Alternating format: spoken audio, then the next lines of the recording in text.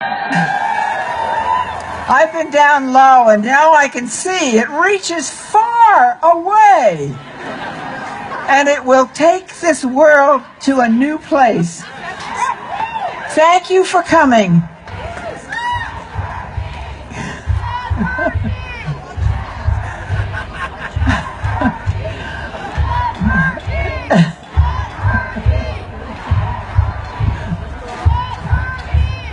Grandmothers for Reproductive Rights was started as a gathering of a few women who were angry about the restrictions being put on access to comprehensive sexual and reproductive health care.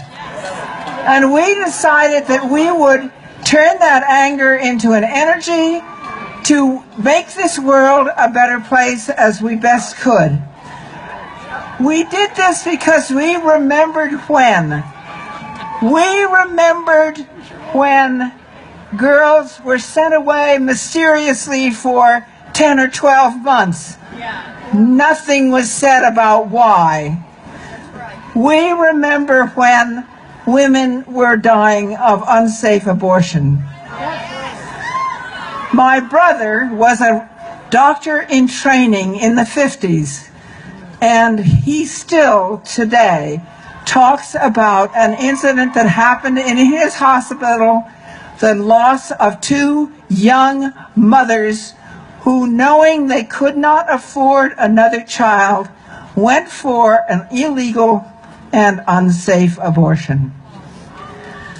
That came closer to home in 1972 when my husband, a professor, had a student come to him on Monday morning and say, "Dr. Kahrl, I have to tell you what happened. On Saturday night, my girlfriend bled to death in our bed because she had had an abortion. We cannot tolerate that.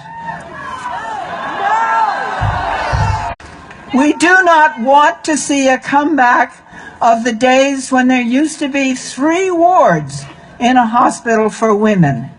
1 for OB, 1 for gynecology, and a 3rd for women who were suffering from unsafe septic abortions. A whole ward. No, we will not let that happen again.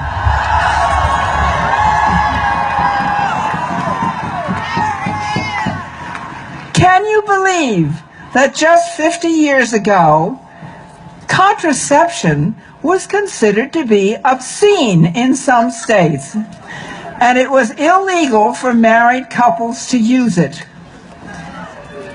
That changed thanks to a Supreme Court decision. In 1972, 6 years later, finally, the use of contraception by unmarried couples became legal. So we will not go back. We will not go back to that time.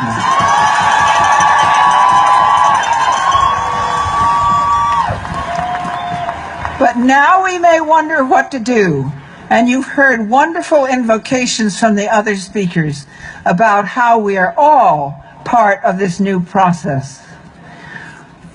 There are going to be bills coming into our legislature presented this year, just as they have been at every legislative session, and they are going to be ones that will make it more difficult for women to have access not only to abortion but also to family planning and other kinds of procedures for reproductive and sexual health care.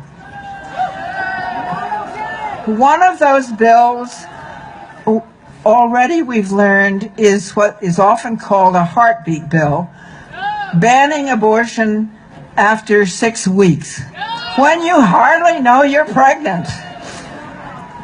There will be others as well. So here in Maine, we are lucky in that our districts and our legislators are small enough, close enough, that we can talk with them. go and call them up and say, I need to have a cup of coffee with you, or a beer if that's appropriate, and tell them directly why it's unacceptable that we try to ban abortion and we try to restrict access to contraception and other forms of reproductive health. Our economy depends upon healthy families. Healthy families are much healthier when the mother is healthy and the children are healthy.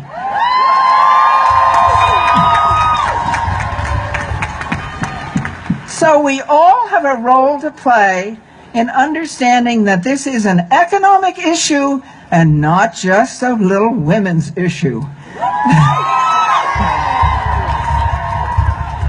So let's move forward.